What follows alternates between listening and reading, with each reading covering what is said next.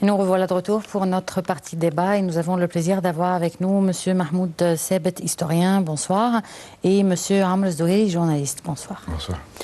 Alors, on aimerait commencer, bien entendu, par présenter toutes nos condoléances, encore une fois, à toutes les familles du victimes de l'église Saint-Pierre.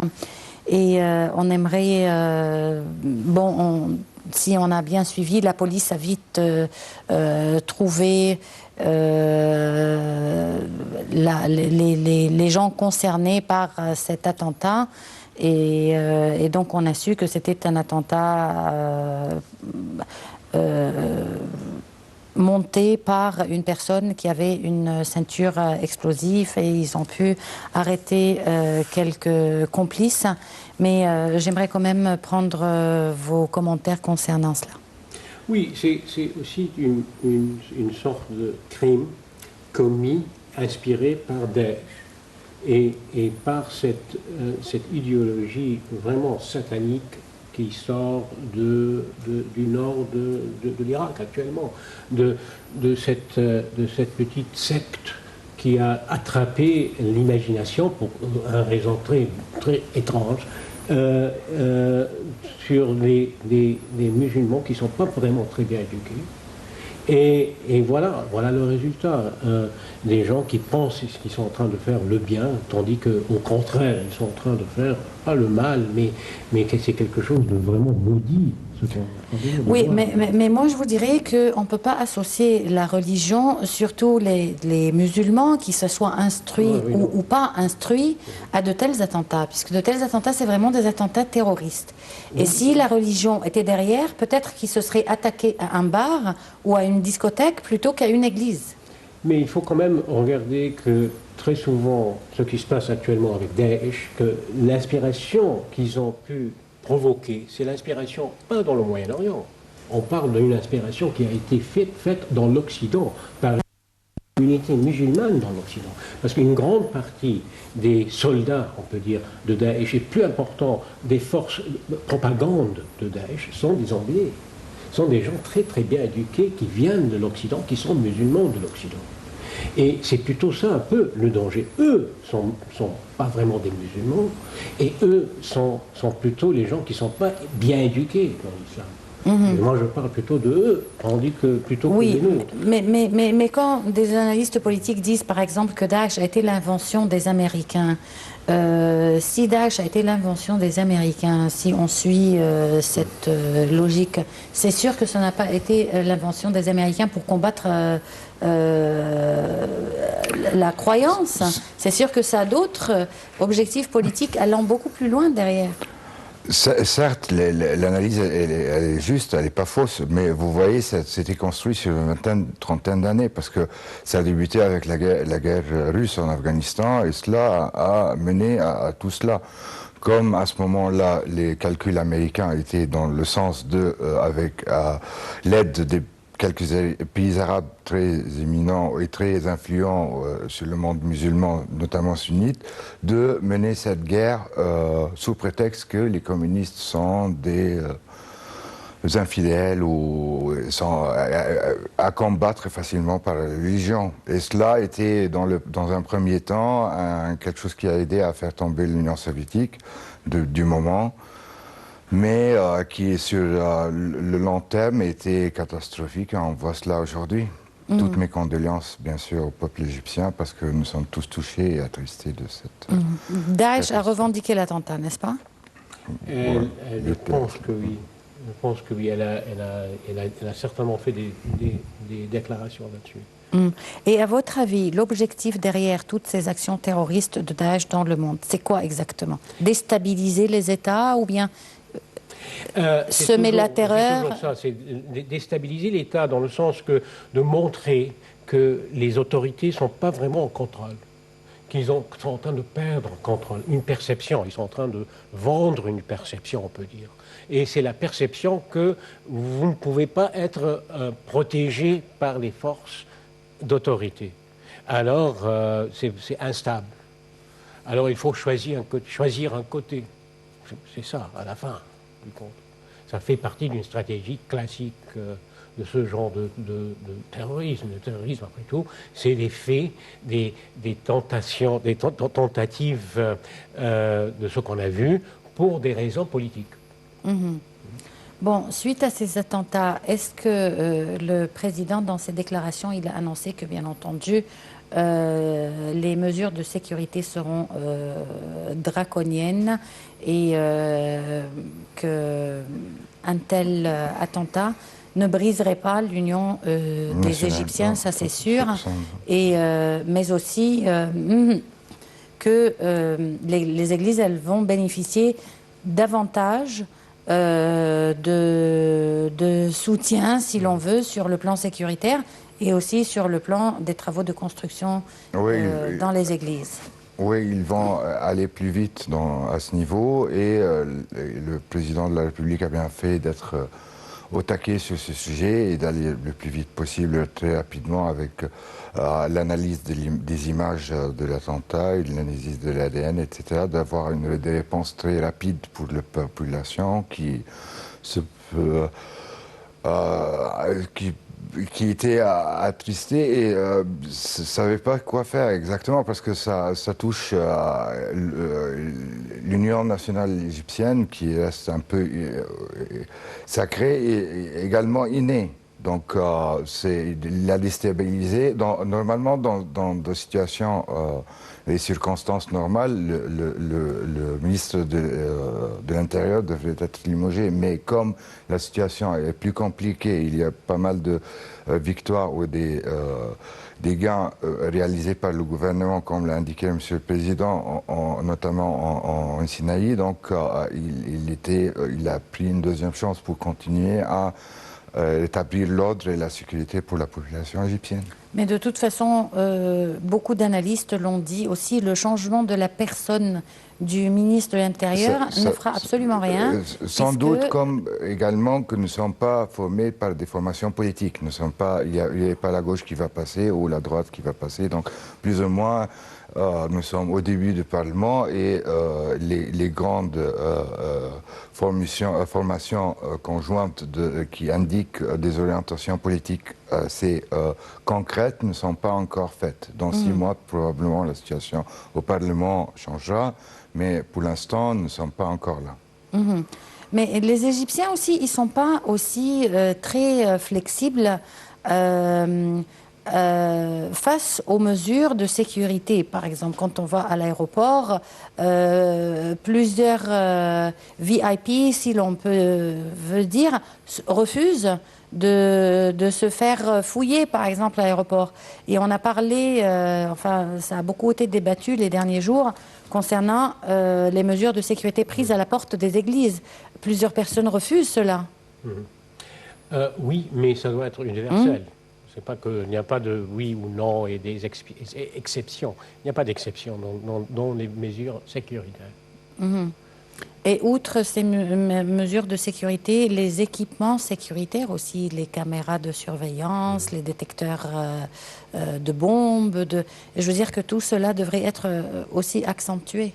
Oui, mais c'est quand même, moi je ne suis pas vraiment expert dans ça, mais je suppose que aussi important c'est l'entraînement des gens derrière les caméras, derrière les écrans en train d'analyser de ce qui se passe. Et c'est plutôt ça qui est très important, aussi important que la technologie elle-même.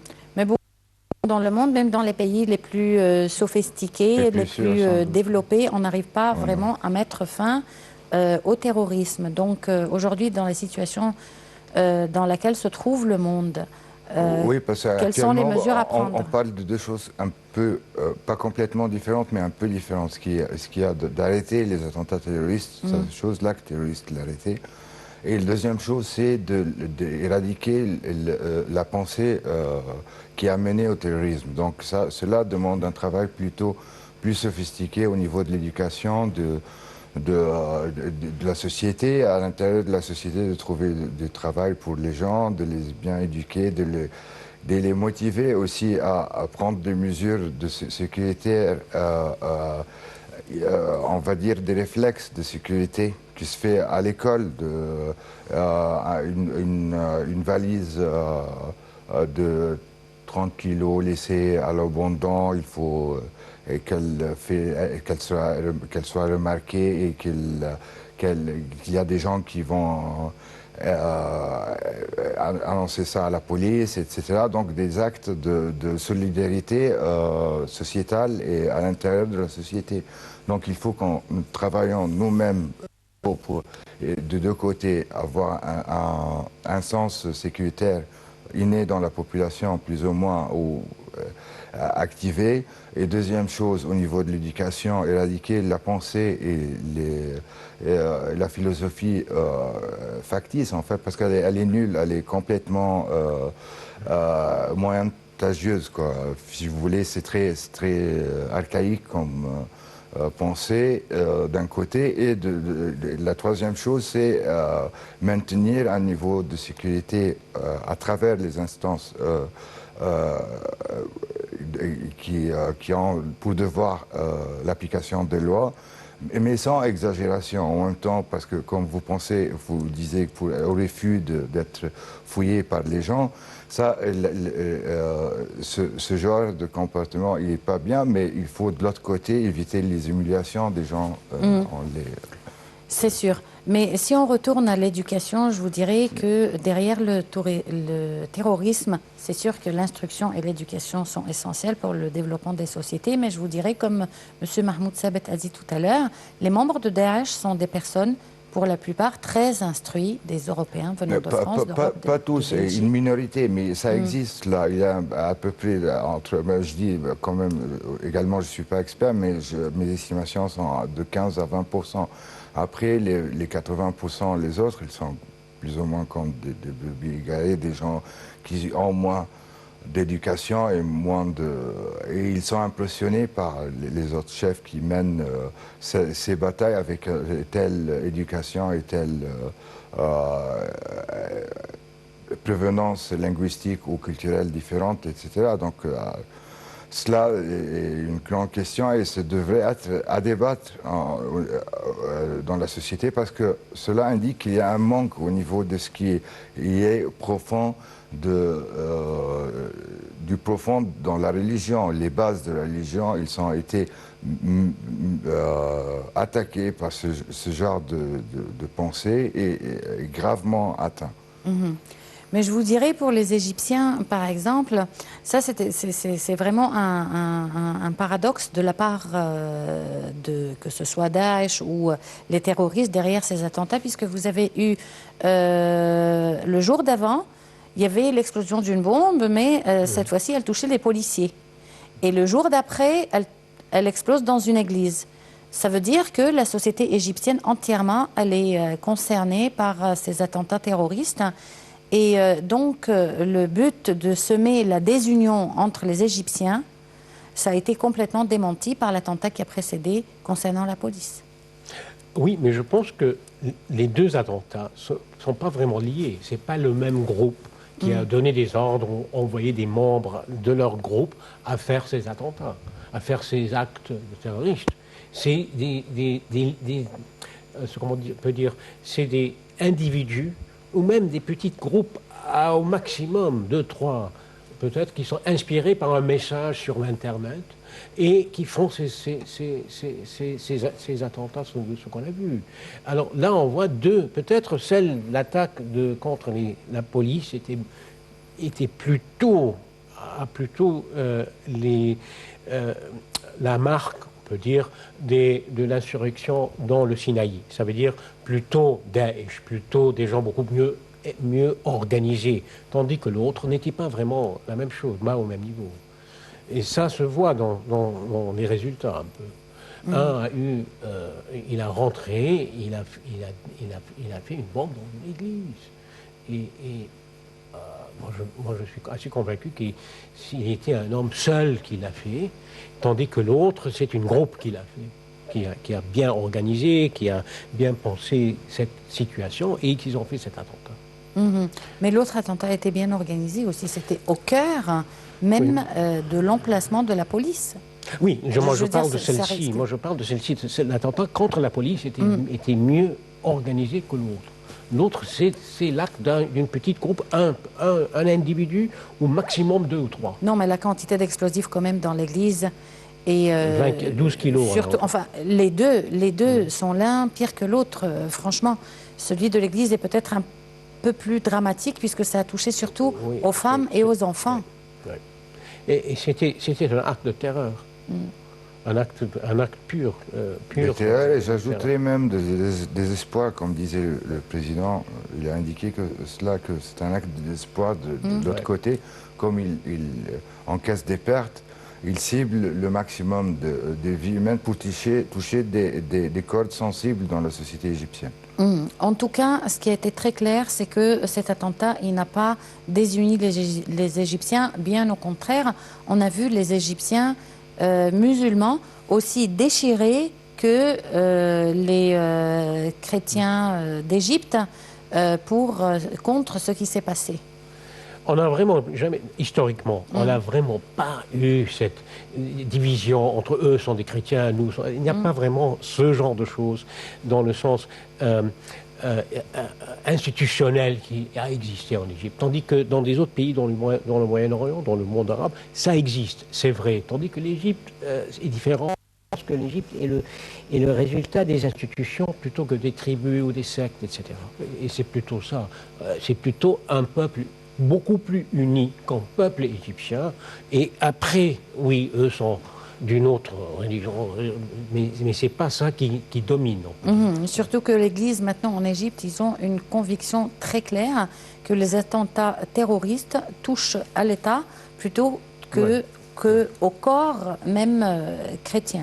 Ça a été démontré à plusieurs reprises. Être dans un mosquée, ça amènera la même chose.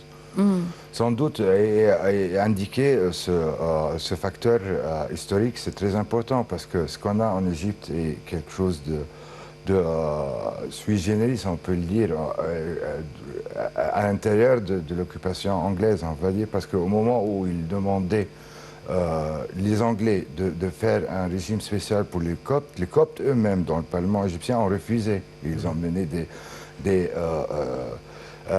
manifestations et c'était le moment de l'ascension des gens comme Makram Abed et Sinot Hanna, etc. Donc qui ont pris des positions assez courageuses et cette union fusionnelle entre le peuple égyptien qui au contraire, par exemple, à ce qui s'est passé entre musulmans et hindous en Inde, parce que toute colonisation a aussi ses plans diaboliques des fois, et ça n'a pas marché en Égypte, heureusement. Et de notre côté, nous avons une vallée, la vallée du Nil, donc la proximité entre habitants a été toujours fusionnelle également. Donc ça ne pouvait pas arriver en Égypte, heureusement, et grâce à Dieu. En tout cas, si ça a touché à quelque chose, ça a touché au tourisme. Sans doute. Qui commençait à reprendre un petit peu son souffle. Oui. Mais quand même, on a vu un peu que ça a repris, ça commence un peu. Mais ce n'est pas vraiment des attentats contre le tourisme aussi. On va voir, bien sûr, on va voir des résultats de ce qui se passe. Mais je trouve que, oui, ça devient de plus en plus normal. Pas complètement, mais ça normalise, on peut dire. Est-ce que c'est le genre d'attentat qui va faire quelque chose là-dessus? On va voir quand même. Mais de toutes les manières, vous ne pouvez pas voir tout de suite après. Et je veux dire, pour les réservations du tourisme et tout cela, ça se fait quelques mois à l'avance. Donc, on verra peut-être dans les prochains mois que sera le cours du tourisme en Égypte. Mais concernant l'économie, cet attentat, quel impact il a eu sur l'économie? Mais notamment le tourisme, comme vous venez de le dire. Sans doute, c'est un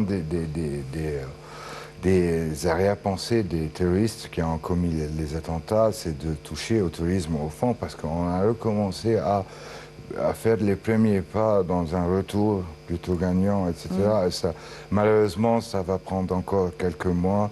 À part quelques zones, c'est pas plus difficile que dans les autres pays du monde. On a vu bien, on va pas faire le tour des exploits terroristes, mais ce qu'on peut dire que l'Égypte n'est pas plus touché que d'autres pays, mais en même temps, ça demande beaucoup de courage, beaucoup de travail pour rebâtir la confiance dans le monde du tourisme. Et nous, on comptait, depuis l'époque du président Moubarak, beaucoup sur l'argent qui vient de devises étrangères qui venaient notamment du tourisme. Et malheureusement, avec l'arrivée d'un régime islamique plus ou moins pendant quelques temps, ça a touché et ça devrait toucher le tourisme. Et malheureusement, depuis, on n'a pas pu redresser la barre et revenir à un rythme indiquant un progrès, même si on peut dire qu'on a fait pas mal d'exploits dans des marchés plutôt vierges pour l'Égypte au niveau du tourisme. Avant, il n'y avait pas de touristes chinois, avant, il n'y avait pas des Indiens, avant, il n'y avait pas des Asiatiques, plus ou moins des Sud-Américains. On se concentrait sur l'Europe, et la Russie et les États-Unis. Maintenant, notamment les îles britanniques, la Grande-Bretagne, et maintenant, ça change un peu. Oui, outre les devises dues au cours du tourisme, il y a quelques années, on avait aussi les investissements étrangers. Les investissements étrangers, est-ce que vous pensez qu'ils pourraient être affectés par de tels actes ? Sans doute, mais surtout avec le taux d'inflation et la dévaluation de livre égyptien, parce que les investisseurs étrangers ont des difficultés à faire sortir des bénéfices.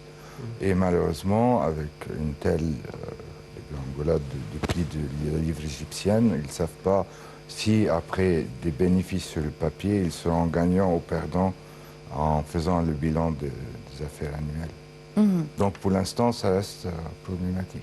Oui, sur le plan économique actuellement en Égypte, nous avançons dans quelle direction? Une direction, on peut dire intermezzo, parce que vraiment, c'est des énormes changements structurels qui sont en train d'être faits. Le plus important, bien sûr, c'est les devises étrangères vis-à-vis le livre égyptien. C'est en train de flotter, on peut dire, dans le marché libre. C'est très nouveau, ça, très important qu'on le fait. C'est malheureux que le moment qu'on est en train de le faire, l'économie même est assez faible, mais quand même, ça doit être fait. Alors, oui, c'est le moment qu'on doit un peu attendre, voir ce qui va passer. Parce que c'est un moment très, très susceptible. Mais on doit le faire à cause des promesses et des conditions sur les prêts qu'on a eu lieu du Banque mondiale, de certaines organisations internationales. Et ça fait partie de tout ça.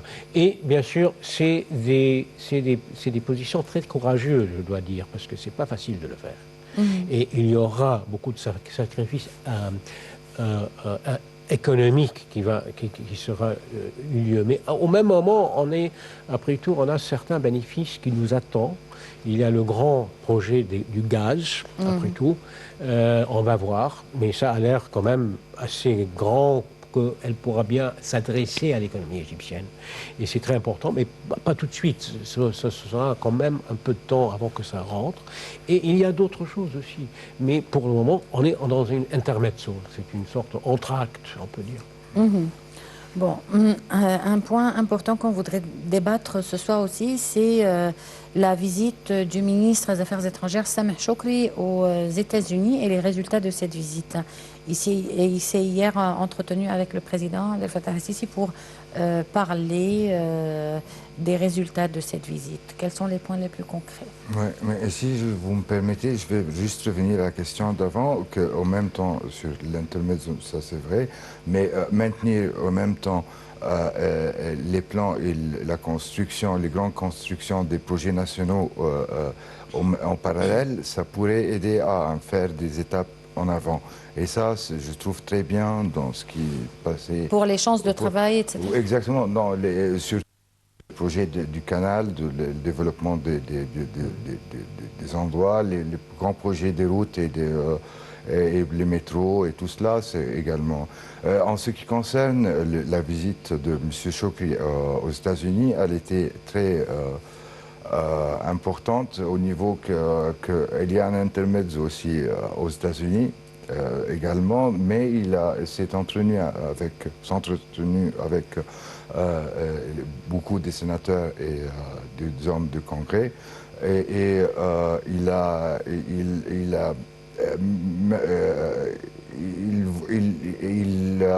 le président du Sénat lui a exprimé que le président Trump, le prochain, fera sa première visite officielle en Égypte, et cela donnera de l'importance à notre relation future. Et en même temps que les Américains pensent que l'Égypte pourrait être un État pivot ou un pilier pour ce que pourrait être la politique américaine dans la région dans le futur. Donc l'Égypte est un pays incontournable pour les États-Unis. Au niveau de ce qui était choisi comme collaborateur du président américain, au niveau par exemple de l'ancien de ExxonMobil, M. Tillerson, pour les affaires étrangères, ça donne des indications que également pour les autres généraux, pour les autres dossiers, et cela donne des indications que le président Trump ne fera pas la même chose exactement que les administrations précédentes. Oui, ne fera pas la même chose, mais que fera-t-il alors? Surtout par ce choix. Ce choix, quand même, il reflète en quelque sorte ce qui va suivre. Et ça n'a pas l'air qu'il a vraiment une politique actuellement. Il n'a pas vraiment fait une politique encore. Je ne pense pas même qu'il sait lui-même ce qu'il va faire. Et je pense que le moment qu'il devient un peu plus... comment dirais-je, il aura beaucoup plus de renseignements de ce qui se passe dans le monde. On va voir complètement en accord avec l'idée que ce sera quelque chose de différent. Et je pense que oui, ce sera quelque chose de différent et même attendu. Parce que c'est le temps de faire quelque chose de nouveau. On a eu vraiment des vraies bêtises des régimes précédents, des administrations précédentes américaines, qui dans les faits n'existent plus. Les faits par terre n'existent plus pour eux. Alors c'est des faits nouveaux maintenant. Mais vous pensez que sa politique vis-à-vis du Proche-Orient sera différente ? Oui, je pense que bien qu'il y aura certaines positions que ce seront différentes, oui. Parce que, pour plusieurs raisons. La plus importante, c'est des raisons économiques. En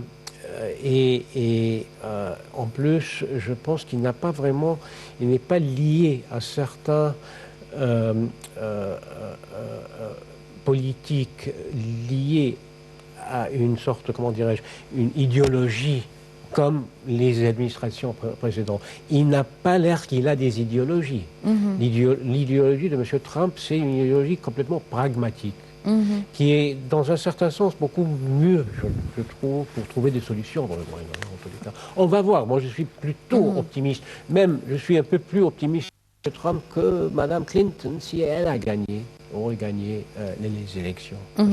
Mais vous avez aussi, à côté du président, vous avez la position du Congrès et vous avez, bien entendu, la position, je vous dirais, du capitalisme aux États-Unis qui contrôle tout ça. Oui, sans doute, il serait un homme du capital, on va dire, et pragmatique. Mais ce qui est intéressant, qu'il aura un regard neuf. Un regard neuf dans tous les dossiers. On a vu bien comment il a commencé à faire des faux pas. Je ne sais pas si on peut le qualifier de faux pas, mais on va à propos du concept de la Chine unie en ayant quelques relations au téléphone ou de quelques coups téléphoniques avec les Taïwanais, etc. Donc il essaie de tenter toutes ses chances dans tous les dossiers, mais il est un homme neuf et il arrive avec un regard neuf sur les dossiers internationaux, au fond, on peut dire également qu'il n'intéresse pas beaucoup, parce que lui, au fin de compte, son but ultime, c'est de rendre la grandeur aux Amériques, aux Américains, comme il a promis ses électeurs. Bon, autre point important qu'on voudrait débattre aussi, c'est la loi sur les médias qui a été approuvée par le Parlement. Est-ce que vous connaissez les grandes lignes de cette loi? Moi, je connaissais, si vous voulez, les grandes lignes avant de ce débat, mais je ne sais pas exactement ce qui agace les journalistes actuellement. Mais ce qui était dans cette loi, il était intéressant au départ, comme il y aurait des clauses de conscience, par exemple, des choses très importantes pour le journaliste. Mais je ne vois pas comment peut-on faire entité journalistique entre télé et journalisme. Cela est en même temps avec une volonté d'avoir comme modèle les exemples européens. Donc cela, c'est un peu compliqué, mais je ne sais pas exactement, parce qu'il était débattu aujourd'hui. Moi, je viens de le télécharger, la loi finale, mais je ne l'ai pas encore lu ou relu parce qu'il y avait eu des changements, donc je ne sais pas exactement cela concernait quoi. Mais visiblement, ce qui intéressait plus au niveau de ce qui était publié à la télé, comment on dit, visionné, ou qu'ils ont passé à la télé de débats au Parlement, ce qui les intéresse plus, c'est la manne financière qui peut financer des chaînes privées, ce qui intéresse plus que, par exemple, des choses également très importantes, mais à la base, elle était irréalisable pour un groupe de gens pour faire une station radio sur Internet pour payer 500 000 livres pour avoir comme capital fixe. C'est un peu exagéré. Même chose pour tout ce qui est comme garantie pour les salaires, etc. Mais il est un peu exagéré. Si on pense à des start-up, des journalistes ou des gens intéressés des médias qui veulent en faire, à l'instar des modèles européens ou internationaux, des stations de radio indépendantes, des chaînes de télévision indépendantes, des journaux indépendants, etc. Donc, ça n'a pas répondu aux questions et malheureusement, jusqu'à maintenant, il y a des difficultés dans ce qui est dans les lois en Égypte, ce qui est en fin de compte, on essaye de faire, de rendre tout le monde content. Et en rendant tout le monde content, personne n'est content. C'est difficile. En fait, avec la multiplicité des chaînes privées, que ce soit de radio ou de télévision, même le spectateur, il commence à se perdre avec... et puis, vous avez des contradictions, c'est-à-dire vous regardez un avis, vous zappez tout de suite après, vous avez un autre avis. Le citoyen même, il est perdu avec toutes ces histoires. Et puis d'un autre côté, on se dit qu'on ne peut pas quand même limiter la liberté d'expression. Donc comment trouver cet équilibre? Oui, c'est pas facile. Il y a tout le monde quand même en train de viser leurs messages. Il y a entre les Chinois, les Russes, et les Français, les Américains et les Anglais, tous ont des chaînes en arabe visées sur le Moyen-Orient et aussi en Égypte quand on a accès sur et tout les ça, Arabes, à leur tour, ils ont des chaînes en anglais, en français aussi. Alors, oui, ça devient... Oui, mais je pense qu'au moins on peut regarder et trouver ce qui est le plus logique à la fin du compte, parce qu'il y a bien sûr plein de... Bon, on voudrait juste... On va revenir à cela, mais parce que nous avons sur l'écran les images du cheikh de l'Azhar, oui, voilà, qui a rendu visite aujourd'hui au pape pour lui présenter ses condoléances. Donc on voudrait quand même commenter ce geste qui est tout à fait normal, bien entendu, mais aussi qui montre encore une fois l'union existant entre les citoyens égyptiens. Votre commentaire? Mon commentaire. Ah non, oui, absolument. Et ça a toujours été comme ça, et ce le sera toujours. C'est complètement normal pour Égyptiens. Exactement. Et pour dire que c'est étrange, oui, c'est étrange de penser que c'est pas... Voilà. Un geste tout à fait normal, bien sûr. Bon, pour revenir à cela, Je voudrais aussi dire que la plupart des gens qui travaillent dans les médias ne sont pas professionnels. C'est-à-dire que maintenant, on a des joueurs de foot, on a des actrices, on a des esthéticiens, je veux dire, tout genre, des médecins, tout genre de personnes maintenant qui travaillent dans les médias. Oui, mais parce que ce qui agace le Parlement, ce qui a agacé le Parlement, j'ai vu dans le débat plus ou moins, c'est avoir un modèle économique. Et les modèles économiques, soit à la télé ni à la presse égyptienne, ne sont pas clairs. Parce qu'avec la publicité et tout cela, et en même temps, ce n'est pas un manque de formation, parce qu'on est soumis également aux lois du marché. Donc s'il y a de l'audition ou des auditeurs, donc pourquoi pas ne pas le laisser. Et ils calculent à ce niveau. Je ne sais pas exactement. Et ils sont dirigés par la publicité. Oui, mais c'est normal parce qu'on vient, les chaînes privées étaient additionnées au système égyptien. Donc on aura sans doute une quinzaine d'années un peu de cafouillage un peu jusqu'à ce qu'ils réussissent de cela quelques modèles économiques au niveau de l'information, par exemple, des chaînes assez sérieuses, etc., pour travailler sur l'information. Même chose pour la comédie, même chose pour dans les autres secteurs des chaînes spécialisées. Donc, dans le futur, ça va changer sûrement. Oui, mais pour l'instant, c'est difficile de faire une loi dans ces circonstances, comme vous indiquez. C'est vrai, mais il pourrait au moins interdire aux gens qui ne sont pas experts dans les médias, qui n'ont pas fait des études journalistiques, par exemple, de travailler dans ce domaine. C'est un domaine qui est exactement comme celui de l'enseignement ou celui de l'ingénierie. Vous ne pouvez pas demander à une personne non experte de travailler dans un tel domaine, surtout si le domaine il touche à tout le monde. Oui et non, parce que là, alors, on commence à rentrer dans un territoire où on dit oui, à ce moment-là, l'État est en train de se mêler dans l'expression de l'individuel. Et alors, ça devient un peu pas très clair. Alors, pour être clair, il faut, moi je pense que ça devait être un peu plus clair, dans le sens de l'État, de trouver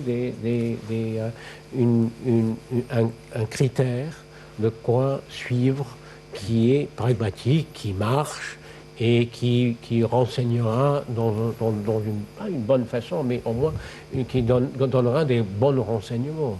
Parce qu'il y a actuellement, on a vu déjà comme parallèle, comme ce qui se passe à l'Occident, où il y a ce qu'on appelle les nouvelles faux. Les nouvelles faux qui sont en train, c'est comme si une industrie, tout à elle. Et en plus, il y a actuellement, au lieu de télévision, au lieu de radio, il y a actuellement maintenant des renseignements, des chaînes sur l'Internet. C'est complètement différent de ce que... Mais à cela, je pense, le Parlement, il mise, ou ceux qui ont essayé de faire la loi, il mise sur le code déontologique, en fait, ce qui est plus important. Et il faut et donc le code déontologique, c'est à suivre par tous les journalistes et il doit être appliqué partout, soit dans la presse, soit à la télé. Et à cela, il faut... je voulais féliciter le Cheikh el-Islam, le grand imam Ahmed al-Azhar de sa position, et c'est normal dans ce que sentent les Égyptiens aujourd'hui. Mais revenons à ce qui est les lois, malheureusement, en ce moment, on a le sentiment que le Parlement est dans l'obligation de finir plusieurs lois, donc il y a quelque sorte de précipitation qui ne mène pas à grand-chose. Le sujet un peu controversé aussi également dans cette loi, c'est à propos de ce qui concerne l'encarcèrement des journalistes. En fait, cela en ce qui concerne uniquement les procès qui tiennent en compte ou qui sont de la publication d'une info fausse, etc. Mais je ne sais pas comment ils ont décidé, mais c'est la détention préventive, elle n'a pas de sens parce que les journalistes, ils signent leur article, donc ils ne vont pas changer les évidences ou donc s'il y a un jugement, ils sont obligés de le faire et de le maintenir, mais en même sens, le maintenir en prison en prétention préventive n'a pas de sens. Oui, et ça aussi, ça va difficilement avec la liberté de la presse, de l'expression. Sans doute, mais ça serait toujours controversé et un peu dialectique et même difficile à concevoir ce qui est. Mais tout régime démocratique réussi doit maintenir une grande liberté de presse et d'expression, parce que la liberté de la presse, c'est une indication d'une société saine, saine qui s'exprime, qui s'auto-régule au niveau des idées. Et quand il y a une idée qui est fausse et donc elle est combattue par d'autres idées, avec un éclaircissement qui était en Égypte, je ne sais pas le dire malheureusement, heureusement, dans les années 30 ou 40 du siècle passé, du XXe siècle. Et ça concerne uniquement les journalistes égyptiens ou bien ça touche aussi aux journalistes étrangers concernant les informations qu'ils peuvent diffuser sur l'Égypte? Oui, mais ce que je veux dire, c'est que, par exemple, même s'ils le font dans ce genre de choses, il y a toujours ce qu'ils font dans l'Occident, après tout, et dans des sociétés, comment dirais-je, avec une presse assez libre, c'est que l'individu, s'il trouve que ses renseignements sont irresponsables, et que ces renseignements sont pas seulement irresponsables, mais ils ont fait des tragédies ou des choses fautifs. Moi, je peux rentrer en procès contre eux pour des compensations. Avoir aussi le droit de réponse qui est garanti par la loi. Voilà. Il y a pas, ouais, mais, espérons qu'ils vont le faire en tout cas. Non, mais le droit de réponse, c'est... Oui, mais vous venez par exemple très récemment aujourd'hui d'avoir les rapports de 2 ONG internationales concernant l'attentat de l'église avec des informations complètement erronées. Donc à ce moment-là, l'Égypte, elle doit vraiment prendre une position pour répondre. Oui, mais ce ne sont pas des instances internationales. Ils ne travaillent pas au sein des Nations Unies, mais c'est des organisations non gouvernementales. Ça reste écouter, etc. Oui. Mais leur lecture, parce que vous voyez, c'est à l'instar pas mal de correspondants étrangers qui se baladent au centre-ville du Caire, et puis voilà. Des fois par téléphone. L'Égypte des fois par téléphone. Etc. Donc, bon, en tout cas, je vous remercie beaucoup d'avoir été parmi nous aujourd'hui. Et je vous remercie aussi de nous avoir suivis. On se retrouve donc demain à la même heure avec une nouvelle édition de Direct et un nouveau collègue.